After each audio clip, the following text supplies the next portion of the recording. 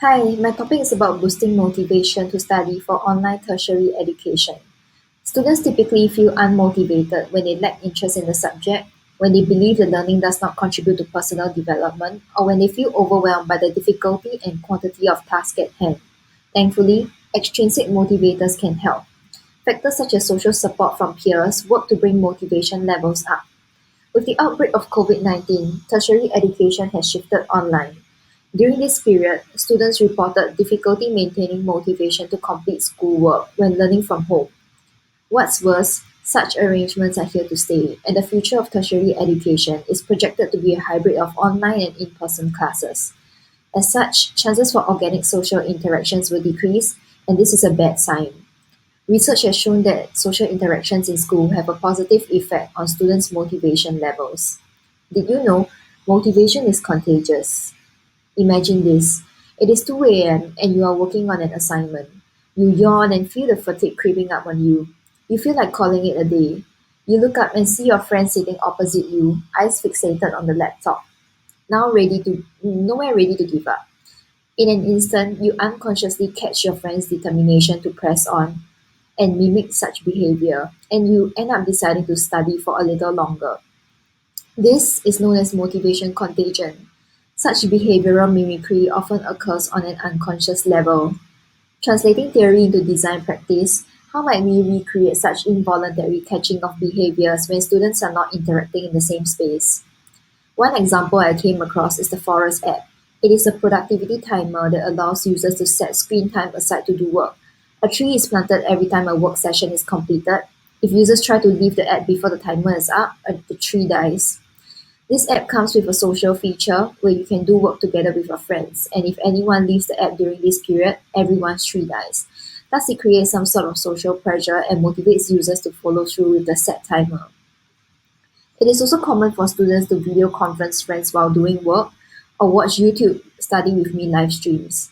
My approach differs in that it moves away from a screen based solution and attempts to replicate human presence rather than provide a platform for peer productivity. Imagine an electronic plant on your desk at home. All your friends have it.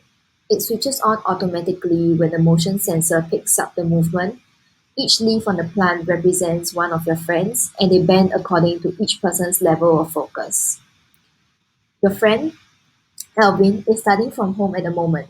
He starts off focused. The motion sensor on his plant picks up movements that indicate focus, such as a lack of movement and an upright posture. His leaf bends to mimic his posture on your plant. As the plant echoes Alvin's focus and attitude, does seeing him motivated encourage you to mimic his behavior? I tested this idea with some tertiary students, but feedback I got was rather negative. Most people felt that the electronic plant was like a spy machine and it infringes on their privacy. This taught me that mimicry cannot be replicated so literally, and I had to find another way to encourage motivation contagion. One user said, I just need to know my friends are there, and that sparked an idea in me. Imagine a table lamp with a light indicator of who's currently at their desk. Each person is represented by a mini dot. At 7 a.m., you wake up and see that none of your friends are currently at their desk. You snooze and wake up at 10 a.m. and see three of your friends have already begun work for the day. Will this sight motivate you to start your day earlier and procrastinate less? Now, what if you see a sea of dotted lights at 2 a.m. during exam period? Does knowing that others are doing work together with you motivate you to press on? I tested this with multiple remote students, and this time the feedback I got was very positive. Most people said it was comforting to know that they were not alone, and seeing other people awake would keep them going. And they foresee themselves using the lamp for as long as their friends use it. Next, I made variations of this lamp by adding interactions. In the first variation, the dots change color based on people's mood, as picked up by the motion sensor.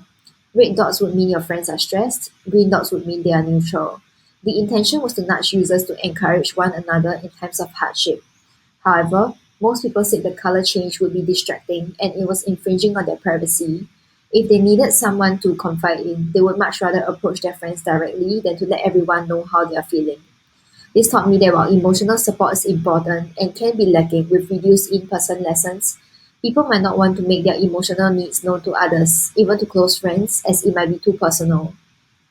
In the second variation, other than having light indicator of who's at their desk, Users can now tap on their friends' like to send encouragements. Users who receive encouragements would observe a light ripple effect. The intention was similarly to encourage social support. The feedback I got is that this would be nice once in a while, but can get distracting. Users said that this might be possible if there's a limit to the number of times they can send and receive encouragements, such as once per hour.